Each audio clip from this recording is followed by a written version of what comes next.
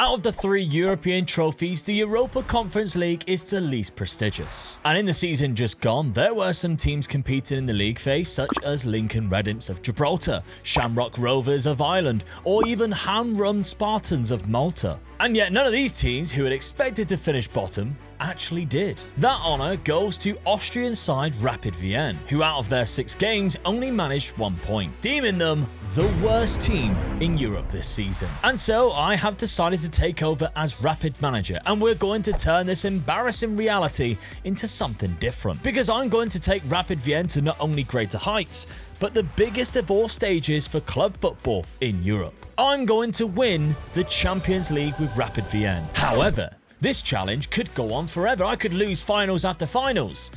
So I'm going to give myself only 10 seasons to do it in. In that time though, I also want to dominate Austrian football too. So I want to win at least 5 Austrian Bundesligas with Rapid. Let's get things underway then with season number 1.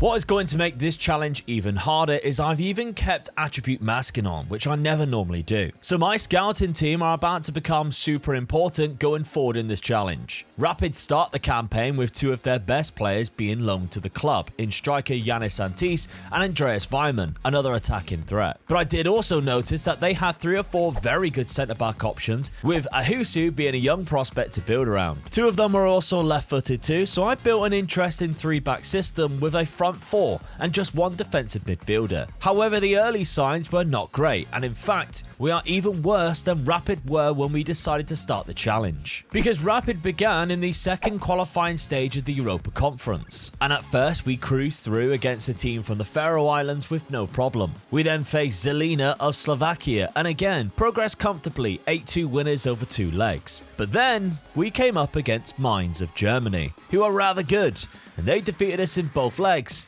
and knocked us out. And so we are already doing worse than the worst team in Europe last season. The Austrian Bundesliga started very strange too, as favourites Red Bull Salzburg had already dropped a lot of points. We had them in our next fixture at home, and unfortunately for us they brought their A game, as Kiergaard scored within 8 minutes, and in the second half, after we failed to find an equaliser, they sealed 3 points with an 81st minute goal by Vertessen. Our fans probably forgave us rather quickly though, because just 2 games later, we were heading to our rivals Austria Vienna, where we battered them 5-0 with 2 goals from Bowler and 2 goals from Seidel. October was a rough month for us in the Bundesliga, as in 3 games we only scored 2 goals, but somehow still remained unbeaten. We just drew all 3. However, we did defeat Sturm Graz in the round of 16 of the Austrian Cup. The first loss since Red Bull came when one of the worst teams in the league, Grazza, stole a 1-0 late win, but we backed that up with 4 wins in a row heading into our second fixture against Red Bull Salzburg. This time we fell off, going a goal behind even earlier than before, as Karim Konate scored within the first minute of the game.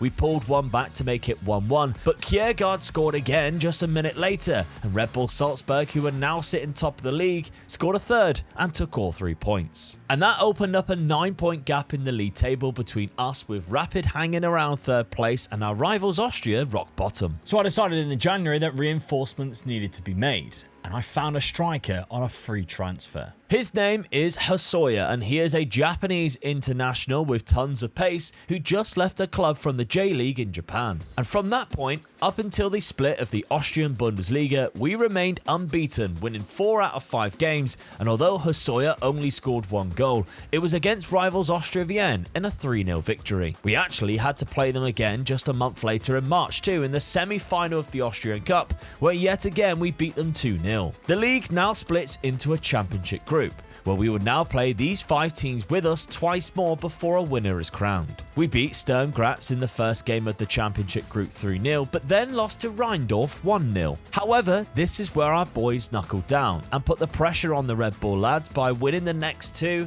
and then going to Salzburg and winning there as well 1-0 thanks to Siedel's goal. We got our own back on Rheindorf at home with 2 goals by former FM wonder kid Yusuf Demir, who scored 2 in a 3-0 victory right before the cup final. final, which went all the way to a penalty shootout against Lask thanks to a 0-0 draw, and after they missed their 5th penalty, Ahusu scored the win in the final. That gave us another boost going into the Sturm Graz away game, and another 4-2 win kept us top of the league after Salzburg had slipped up. But a loss to TSV Hartberg and we are level on points going into the final 2 games, with the last fixture at home to Red Bull Salzburg. However, we were confident going into the game, as although both teams won, we smashed Lask 6-0 with a hat-trick from our top scorer this season in Seidel. So the league title goes down to the final day in Season 1. Can we pull off the domestic double? Captain Seidel has been our best player this season and top scorer, but the Red Bull Salzburg team are full of top talents in this league, and so far this year they've beaten us twice, with us claiming just 1 win over them.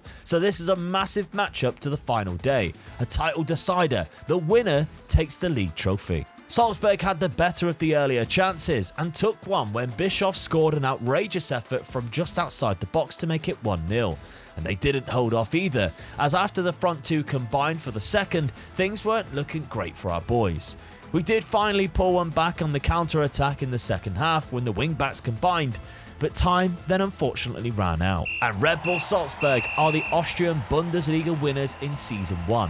However, I'm still taking this as a huge positive. We went from not even qualifying for the Europa Conference at the start of the season to being just a goal away from a domestic double. And goals is on my mind for Season 2. We simply need our strikers to contribute more. However, that is if our budgets allow us to make any changes. With money not being exactly very prevalent in Austrian football right now, we have only been given a couple of £1 million to spend. 2 signings joined immediately, taking up a large amount of our starting budget. Marcelo Allende is an incredible versatile attacking midfielder with a lot of technique and ability on the ball. Lucas Pinkart was brought in to do very much the opposite and make sure we slow down the amount of goals that we concede. But the final deal that I got done was bringing in Yannis Ntiste on a permanent deal from his loan last season. And in doing so, we switched things up for this season and chucking the attacking midfielder up front instead to make 2 strikers. Which is slightly harsh on Matthias Seidel, who was our top scorer last year from that number 10 role that we've just removed. But we're not here to be nice to players, we're here to win the Champions League with Rapid, and I need to make those tough decisions. And speaking of which, this season we entered the UEFA Champions League qualifying stages and first had to defeat Celtic, which we did, beating them in both legs to progress 4-2 on aggregate. Next up was Fenerbahce, and after a 1-1 draw in the away leg, we knocked them out too, 3-0 in the second. And after 2 tough opponents, our third was Benfica, who simply were just too difficult of a tie for us and knocked us out into the Europa League this season, which wasn't necessarily a bad thing at this point, and we began the league phase of the Europa League with 3 wins from 3, defeating Celtic again, Molde and Dynamo Kiev. We were, however, struggling in the Bundesliga. A few bad results early on and a couple of silly draws later, and we are down in 7th place, with Red Bull Salzburg also joining us too. It wasn't until the second part of the season until strikers Ntiste and Hasoyo really began clicking together, but the star man by far was Allende. The new signing had come in and by the end of January had 16 goals and 13 assists. And with that improvement came better results too, as throughout the colder months the only defeat we actually picked up in the league was a 3-1 loss to Red Bull Salzburg, cancelling that out with a 2-0 win against them in November. However, we won't be able to defend our Austrian Cup this year, as Lask actually knocked us out of the quarter-final. Even still, our fantastic form domestically carried up into the new year, and with some dominant wins, we are now sitting top of the league and firm favourites to stay there. Even in the Europa League, we began to impress, finishing the league phase in 5th place with Rennes to face in the round of 16. And after a 2-2 draw in the away fixture in France against them where we took the lead twice, I felt confident that when we brought them to our place they would crumble under pressure, and that's what happened as we defeated them 2-0. Unfortunately for us, in the quarterfinals we were matched up against Newcastle, who had already beaten us 4-0 in the league phase, and after a 3-1 home first leg defeat we were unable to pull things back in England with just a 1-1 draw. But this is the point where our league form started to dip. A 3-1 loss to Rheindorf was the early signs, but then a 3-3 draw to Salzburg didn't seem so bad until I seen how good of a run that they've been on recently. Confidence was brought back when we smashed our rivals Austria Vienna 8-1 with a Hosoyo hat-trick, which immediately made me think that we were going to turn things around, as Salzburg had actually pulled in front of us on points. But then a draw with Sturm Graz away gave Salzburg a 3-point advantage over us, and with 3 fixtures remaining, including a trip to Salzburg, we needed a miracle to win the title this season. Bowler and Mboy scored 2 goals next in a win against Rheindorf, but our trip to Salzburg was clearly on our minds. We needed to win to keep our title hopes alive, but if they win the league title there and then. And the game was decided by an own goal scored by a Husu. Meaning we well and truly bottled a fantastic chance this season to lift the title. Positives are though that we scored the most goals and kept the most clean sheets this season in the league. It's just the results against Salzburg that we need to sort out next year. Season 2 showed me how close we are to Red Bull Salzburg in winning the title, which means the £9 million budget that they have given us, we need to make sure goes a long way. Starting off with 2 free transfers, we brought in Sebastiano Esposito and Andreas Schaefer to begin with. Chilean defender Daniel Gonzalez joined for just £1 million from Romanian side Katolika, as well as 2 more midfielders costing less than £3 million between them in Raheem Ibrahim and Hiroyuki Akiyama. Derek Kern then joined to become our new left back for just £3 million from Union Berlin. However, the most expensive player was a 4th centre midfielder in Kasper Ubanski, who I forked out £5 million for. I did also dip into the loan market, bringing in Mbaye from PSG, who could be a star for us and played out on that right wing this season. Which means Allende is going to mainly occupy the left wing for now, as we stick to our 4-2-2. Once again, the qualifying stages of the UEFA Champions League ended thanks to a Portuguese side, where this time it was Sporting who ended our run, 3-1 across both legs. So with Europa League football to look forward to, we cracked on domestically and had our first stumble against TSV Hartberg, who beat us at home 2-1. However, we bounced back, defeating Wolfsberger 5-0 with 5 different scorers into a 9-0 cup win and straight into a 1-0 victory against Red Bull Salzburg to stick us back to the top of the league. Unfortunately for us, it didn't last too long, as our form in September and October were really poor. Losses to Lask and Sturm Graz and a draw to Rheindorf allowed other teams including Salzburg to overtake. November was a much better month however, with all 5 games were won, including 2 in the Europa League. Great form to go into our second fixture against Red Bull Salzburg. It was not enough to stop them from getting their revenge though, and they defeated us thanks to a penalty by Ali Begovic. With the league taking a break, it was just 2 Europa League fixtures in January, with wins away from home against Young Boys and Viking, but that wasn't good enough to get us into the top 8 after such a bad start. The only real positive is that Red Bull Salzburg continue to drop points through draws, meaning we are still slightly in a title race. In the Europa League, we came up against French side Toulouse in the knockout playoffs, and after a 1-0 defeat away, we were optimistic. However, we could only muster a draw at home and were eliminated once again. That was the only bad result though, in a very long period of time, because we were destroying teams, including our rivals Austria Vienna again, and even took on Salzburg and beat them 3-1, in a run which spanned 7 wins in a row going through into April. Which also took us into the split of the 2 leagues, where it turns out Red Bull Salzburg have been struggling big time. We weren't the only ones to take points off them either, they only won 2 of their last 7 league matches. The next 4 games all became cup finals, and we started well, defeating TSV Hartberg 1-0. Wolfsberger was next, and Asoya again opened the scoring, but this time 3 goals followed, including 2 from Esposito. A win against Sturm Graz in the following fixture, and we could win the league in our game at home against Red Bull Salzburg next. And after a back and forth match going 1-0 and 2-1 down, goals from Vince and Mbaye secured the 3-2 win. Meaning we just need a result against last year's champions and we will win the league for the first time since 2008.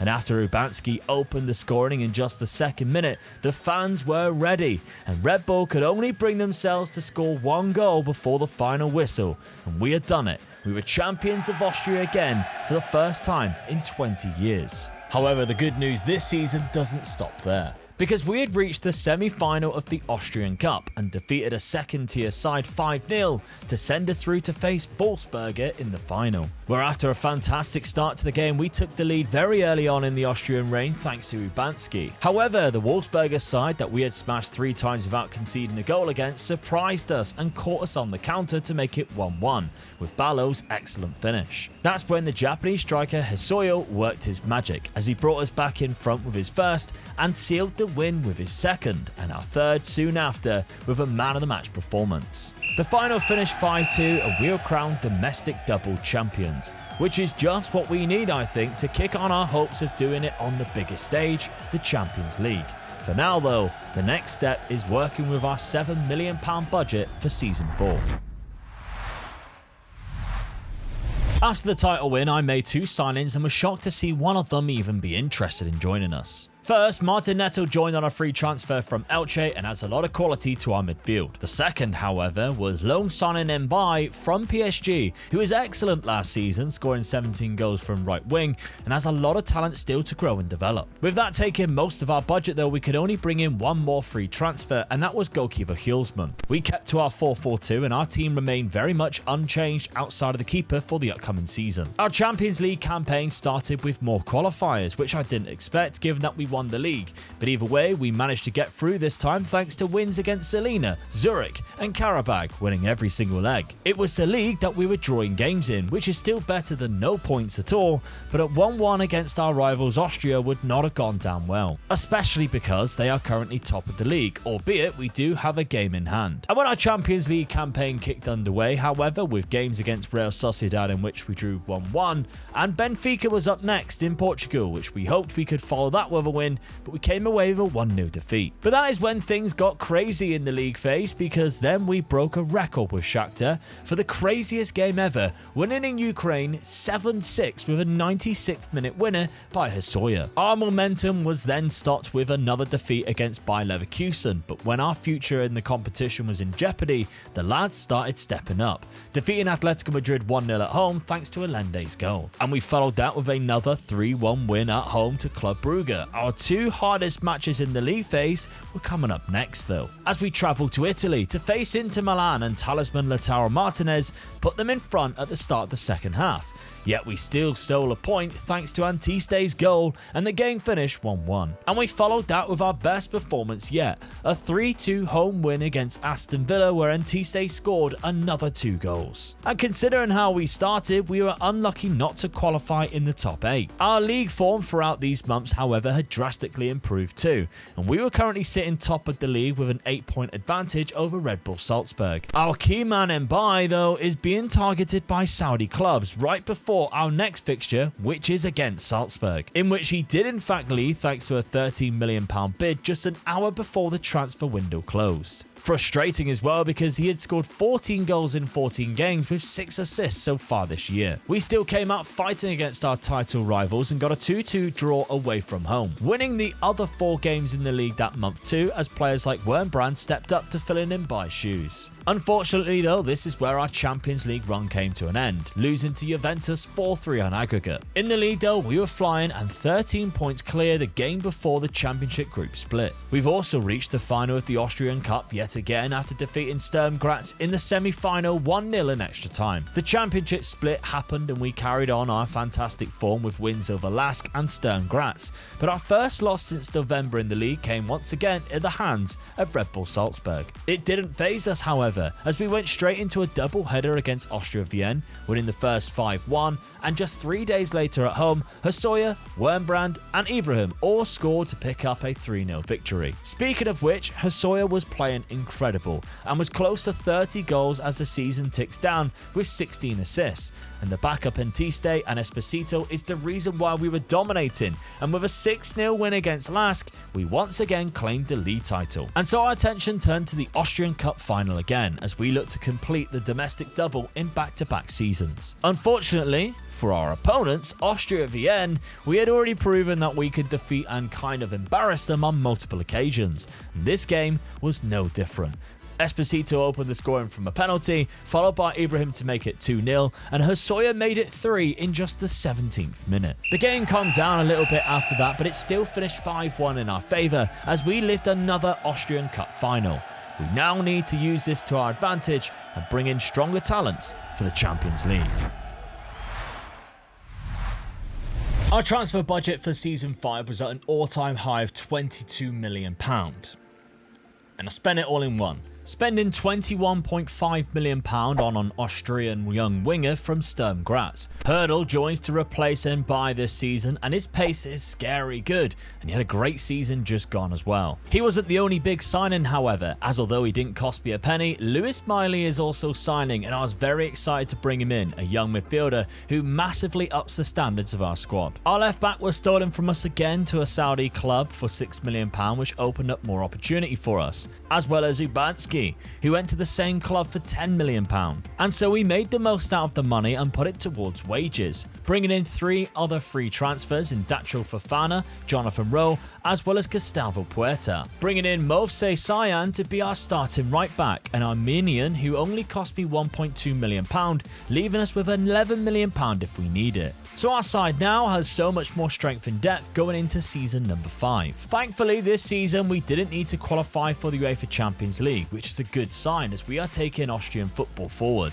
But this allowed us to have our best start to a league campaign for a while, winning our first 4 fixtures with 2 1-0 wins over Rheindorf and Red Bull Salzburg. This allowed us to focus on the Champions League with the pressure being off, and we started against a team that knocked us out last season, Juventus, where in Turin we managed to score a late equaliser through Dacho Fofana. We capitalised on this momentum with a win against Shakhtar thanks to a goal from Puerta, giving us confidence into the Villarreal match that was played in Spain, where one man stole the show. Yanis Antiste scored a hat-trick, capping off a fantastic league phase start for us in the Champions League, winning 3-1. Unfortunately, our remaining games were really tough, and we narrowly lost to Bayern Munich 2-1 at home as we were down to 10 men. Luckily, this didn't phase us going into the game against Roma, as Yanis Antiste again led a fantastic 3-1 win with the opening goal. But then a worrying sign of back-to-back losses, losing 2-1 to Ajax in Amsterdam after taking the lead, as well as a 3-2 loss to Atletico Madrid when Julian Alvarez scored in the 92nd minute, meaning we have 1 game left against Manchester City as the first team that hasn't yet qualified, but surely we can still go through. While our focus was on the Champions League, we had still only dropped 2 points all season in the league so far, and we were flying. But our match against Manchester City was so promising, and despite being played at the Etihad, we held on right to the last 20 minutes, where unfortunately Doku scored the only goal of the game. It was still enough for us to qualify in the knockout playoffs though, but our biggest test is next. It was Barcelona. The first leg against Hansi Flick's side was incredible. We played at home, and for the first hour it was a tight game, until Dacho Fofana burst into the limelight, scoring 2 goals before half-time. And we were ready to shock the world. With 2 more goals and a red card, leading us down to 10 men in the second half, Antiste scored the other 2 as we defeated one of the world's best teams 4-1. Despite Yamal scoring an opening goal in the away leg, we still qualified, only losing the second tie 2-1 to face Roma in the round of 16. And that Roma game in the round of 16 was another chance for us to showcase how far we have come and continue to shock Europe. Roma equalised on the 28th minute, but we switched back on, scoring 2 more goals, giving us a 3-1 advantage going into the second leg. Fofana then scored in the second leg early on, which killed the tie off for Roma despite them scoring 2 goals later on, meaning we make the quarter-final. And we actually stand a very good chance of reaching the semi-final because our quarter-final opponents are Lille in France. And Rapid were once again in dreamland as they travelled to France and took the lead in the first half thanks to Esposito. Our smiles were slightly spoilt though when Fernandez Pardo scored an equaliser, but we roll into the second leg confident. And so we should be, as we played the perfect game, and Yanis Antiste scored the only goal of the match to send us through to face Spurs in the semi-final. Unfortunately for us against Spurs, defensive mistakes cost us in this first leg, and Xavi Simons capitalised and gave Spurs the lead. In the second half, we tried so hard to break Spurs down, but they set back, they soaked up the pressure, and they countered us, winning the home tie 2-0. And if you thought we would sit back and be rolled over in London, you'd be wrong. We actually played so much better and even won the leg. Unfortunately though, we couldn't find that second all-important goal. That is disappointing. However, this season, a huge positive is going unbeaten throughout the whole league campaign, drawing just one game to claim a third league title. We also came up against Red Bull Salzburg in the Austrian Cup final, and after our league form, I fancied our chances. And the lads didn't let me down as Esposito and Antiste combined for the opening goal just before half-time, and we killed the game off with a second from the spot, winning yet another Austrian Cup as we continue to dominate our domestic competitions. But after an unbelievable season of getting to the semi-final, our board have backed us. After our Champions League campaign, giving us £29 million for the transfer budget. Our performances this season have been incredible though, with Datro Fofana from right wing topping the scoring charts and Hasoyo becoming a provider with 26 assists. This year, we weren't just signing players. We were selling players by choice this summer, with Hjulsman going to Anderlecht. First signing in though was Glebov for £8.25 million, who's a very dangerous left winger that I'm excited to bring into the side. We also brought in Karl Hein as our new goalkeeper, with Hjulsman going out for £8.75 million. But the biggest signing was £20 million from our main rivals Austria Vienna. Philip Maybach joins us for more depth in midfield, and he's a great young Austrian talent. However, you could argue that our best signings were once again free transfers, because I just could not resist bringing these guys in. Malo Gusto at right back will be a starting wing back for us this season from Chelsea. Putzkas joins us, allowing us to sell other midfielders in Ibrahim and Puerta for £16 million combined. Mefeli joins from Toulouse and is an excellent versatile defender who's left-footed.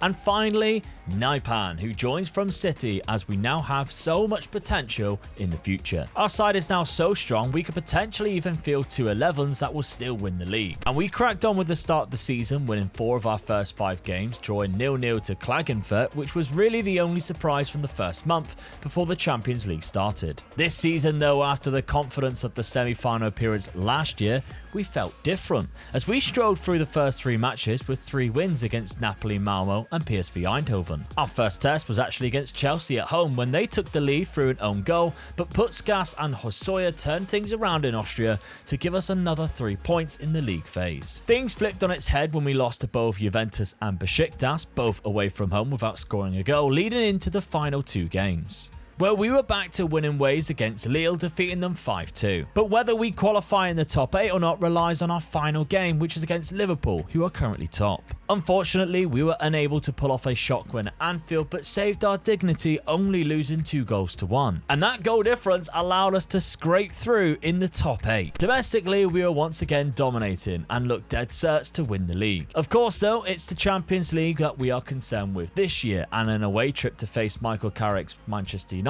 posed to be a tricky matchup when we found ourselves 2-0 down at Old Trafford. But then a goal from Yannis Antiste right on the stroke of half-time turned our fortunes around, with a second half performance that once again proved why we deserve to be here, as Putzkas scored in the 78th minute and Glebov scored in the 79th to claim a 3-2 win, coming back from 2 goals down. The second leg, however, Benjamin Sesko brought Manchester United back on level terms in the 20th minute, but yet again we bounced back, scoring 2 goals to give our 2-goal advantage through Esposito and then Datro Fofana in the 45th minute, just before the halftime break. This is where it all turned around though.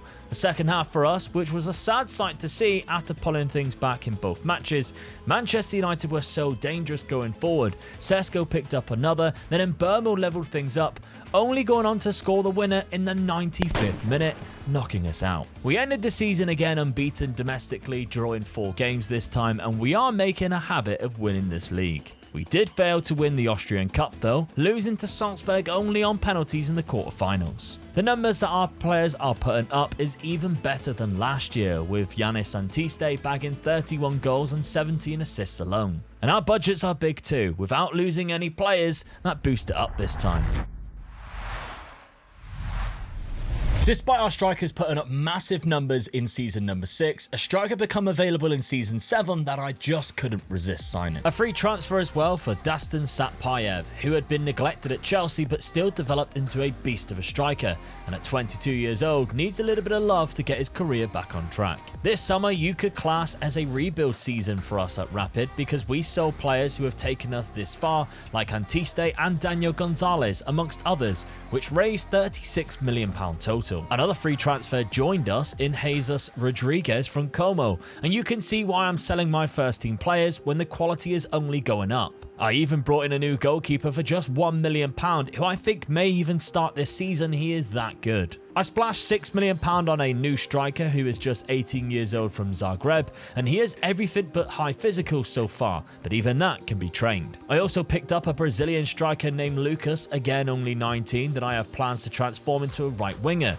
and he again only cost me 12 million. The most money I actually spent went on a centre back in Thomas Pasta, an Argentinian defender who set me back £15 million, but only 20 years old and could be worth every penny in the next couple of seasons. The final signing that came through the door was a very late one, but was another free transfer, as Lawal Matthew left his club in Nigeria and didn't have a team for 2 months until I finally persuaded him to join Rapid. A very transformative summer window, and we are looking really good with a lot of strength and depth. And the signs were there on the pitch too, as we played our first 7 games with 5 in the league, only conceding 1 goal in a 5-1 victory, and looking so confident, including what might be the most impressive fixture so far, a 5-0 hammering against Red Bull Salzburg. We just needed to take that form into our Champions League fixtures, and certainly succeeded in doing so in the first game, as we battered Celtic 8-2. This unfortunately was followed by a 3-0 humbling defeat to Arsenal, but we were back on track with wins against Bayer Leverkusen and Olympiacos. 2 draws then followed to Galatasaray and Chelsea at home, but we sealed qualification thanks to a massive away win in Germany against Borussia Dortmund. But a loss to Feyenoord in the final match meant we couldn't quite get into the top 8 qualification. We could not argue with our domestic performances either,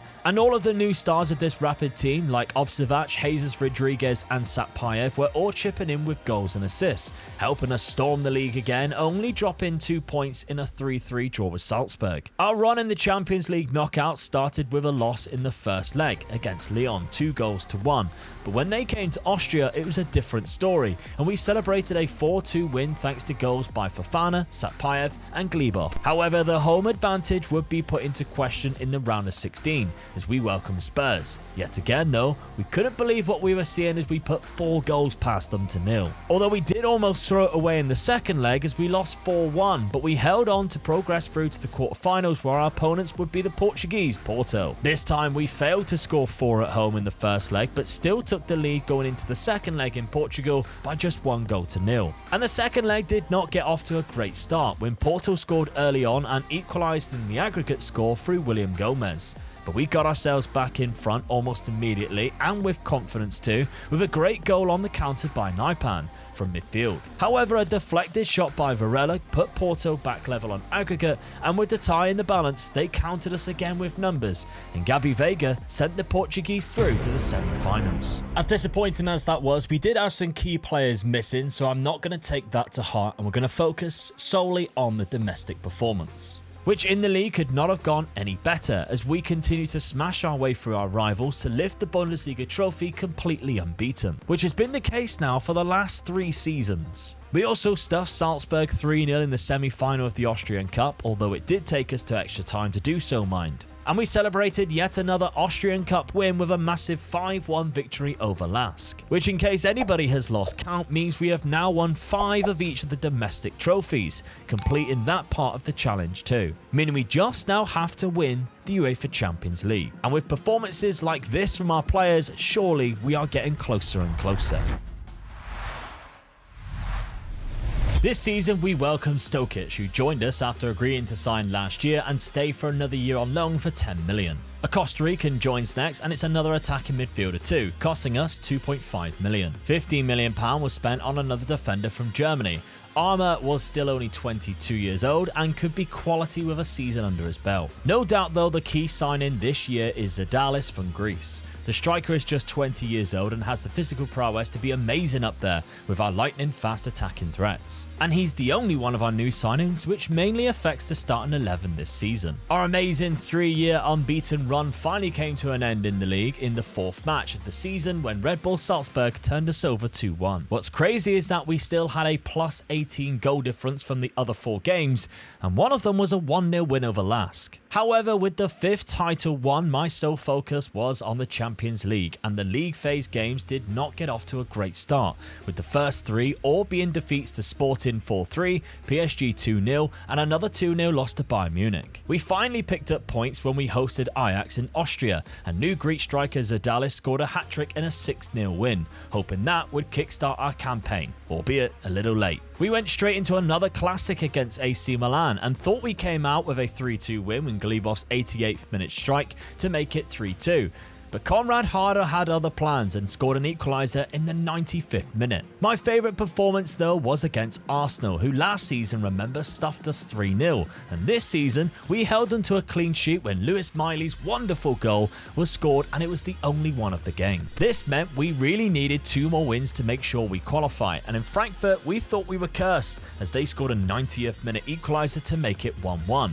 However, Lucas popped up just 5 minutes later to steal all 3 points. Meaning it went down to the final game of the league phase, and it was our easiest game of the league phase yet, as we dispatched Swiss side Servette 3-0 to go through the knockout playoffs. Our match on paper in the knockout playoffs looked easy, but Fenerbahce were anything but, as a trip to Turkey for the first leg seen us take the lead on 3 different occasions, crawling away with a 3-2 win. The second leg started with a penalty to our opponents to pull it level, but thankfully we came back and drew on the night to win 4-3 on aggregate. This is where things got very interesting for us though, because our next opponents were PSG and the home fixture came first, in which we took the lead through Barentes on the 22nd minute and doubled our lead with a final goal of the game thanks to Zadalis. Concerns of just a 2-goal lead heading to Paris were squashed in just 4 minutes, as Lewis Miley then scored yet another important goal and we kept another clean sheet. And after that miraculous round of 16 tie, we then went to the Emirates to face Arsenal, taking a 2-goal lead up to the 76th minute where Lewis Skelly pulled one back for the Gunners. The home tie was another back and forth match though, with 2 goals from Arsenal's Junior Krupi,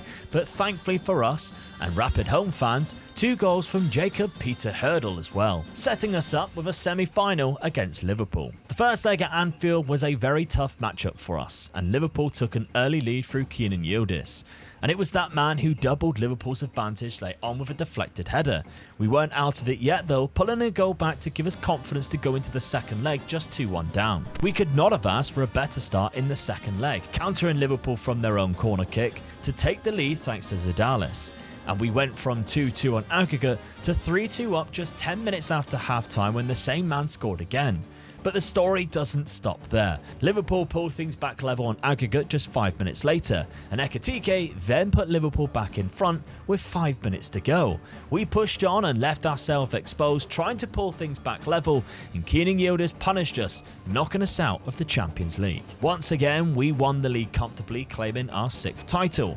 And we won our 6th Austrian Cup with a 4-1 win over Salzburg. Zadalis had a great season, as did Satpayev, as the numbers again are impressive. But we still fell short, lifting the big trophy. After reaching the semi-finals of the UEFA Champions League, we were then invited to play in the Club World Cup, and although I didn't expect much from the competition, we once again turned out to be the dark horses, as we knocked out RB Leipzig, Real Madrid and Al Nassr along the way to reach the final against Liverpool, who of course just knocked us out of the Champions League. It would be rather hilarious if we did manage to win the Club World Cup before even winning the Champions League, but this Liverpool side already know how to beat us. Despite us going a man down after just 20 minutes, we fought so well to even take the lead at 2-1, only for Liverpool to score an equaliser, taking the game to extra time, and our boys couldn't hold on any longer as Jacquet scored in the 97th minute to crown them world champions. So with that unexpected run over, we now need to knuckle down and focus on making sure that you are subscribed to the channel for Season 9. Some huge names in this era left the club, with Asoya from season 1 going to Everton, and Mathali, who had been awesome at left back or left-sided centre-back, leaving for Inter Milan. And we continue to bring in unearthed gems such as Eduardo Cruz for our right-back position from Mexico, who cost us just 10 million. Benali then joined from Morocco, again for 10 million, and a versatile midfielder in Jose Ramos from Chile, who then cost us just 3.3 million. But the sign of the transfer window for me was Martin Milhomens, who cost me just £8 million and will be my starting keeper this season. Although he would have been if it wasn't for a massive injury that took place at the start of the season, meaning Prado took his spot back in the first team before the games began. The league phase of the Champions League began the complete opposite way it did last season, with 3 wins. And big wins too, as we defeated Spurs in London 3-1, hosted Inter Milan and beat them with the same score, and then went to the south of England again to face Brighton, where we picked up a 4-2 victory. November's fixtures in the Champions League weren't quite as good. We lost 2-1 to Atletico Madrid in Madrid, and we drew 1-1 at home to Arsenal. We bounced back, however, with our only fixture in December with a massive 5-1 win away in Turin against Juventus, and finished the league phase campaign with 2 more wins against Celtic and PSV Eindhoven, finishing in first place in the league phase with a flying goal difference over Real Madrid, who had the same points as us. We were on course to yet again win the Austrian Bundesliga, but we were knocked out of the quarter-finals of the Austrian Cup thanks to Red Bull Salzburg. Round of 16 time though in the Champions League, and it's a tough matchup against Bayern Munich. The first leg was also being played in Munich, so I expected a tight matchup. But we got anything but that, as Bayern seemed to lay down for us and let us walk away with a 3-0 win to take us to Austria. In the second leg, they put up a bit more of a fight, but we still scored the opening goal and won 5-2 on aggregate. This led us nicely into a quarter-final tie against our old friends Arsenal. It was another away fixture in the first leg for us, and the trip to London caught us asleep, as Arsenal scored within the first 20 minutes. But once we woke up, we started taking our chances, equalising on the half-hour mark through Glebov, and then going late into the second half to steal a 2-1 win thanks to Zadalis. And in the second leg, we carried that momentum forward, as Zadalis again opened up the scoring and improved our advantage to 2 goals. Arsenal had nothing in the locker on the night, and Satpayev sealed our place in the semi-final with a second. The semi-final was against another English side, this time in Chelsea, and it was a man-of-the-match performance at home for their former player Satpayev, who's shown exactly why they should never have sold him, scoring a hat-trick in a 5-1 win. Meaning all we had to do in the second leg was hold our ground and not have a monumental slip-up, and we would be playing in the Champions League final, and thankfully a 2-2 draw at Stamford Bridge was more than enough, with a final lined up at the end of the season against Barcelona. In the meantime, we got back to winning ways and remained unbeaten in the Bundesliga, claiming yet another league title. And to say that the boys were on form going into this final would be an understatement, as Zadalis and Satpayev alone scored 68 goals between them. Lucas, the third man in that lineup, has turned into a world-class winger and is still only 22 years old. But maybe our best player is centre-back Thomas Pastor, who has been phenomenal for us. And we are going to really need him to perform today, as this Barcelona side is still full of names that you already know, like Gavi, Pedri and Lamine Yamal, as well as Esteval now up front, and centre-back pairing of Kubasi and Yoro too. The match itself started terribly for us, as Barcelona were on us from kickoff and scored in the first minute thanks to what turned out to be the most mental own goal by Mercado. It took nearly 40 minutes for us to realise that he's also in a Rapid shirt and get a clear-cut chance, and Lucas found Satpayev, who made no mistake levelling things up. However, just 5 minutes later, Barcelona are punishing us once again with a goal from Lamine Yamal, and it's 2-1. Thankfully, we still had just enough time to take the game to 2-2 at half-time, thanks to Cruz's finish from a corner. The second half seemed a different game. We dominated possession and got the better of the chances early on, scoring a third to finally take the lead through our other wing-back in Matthew. But with the game still in the balance, a penalty to Rapid was awarded, and Satpayev scored that all-important fourth. And we have done it, taking the worst team last season in Europe, turning them into the best team and lifting the Champions League trophy. A massive achievement, and the save game file is there for anybody who wants it on page.com/MegaLootGaming or on the YouTube channel members to steal the tactic. Enjoy and check out this video on screen where Dad and I control the signings for Roberto De Zerbi and Michael Carrick as they manage United and Spurs.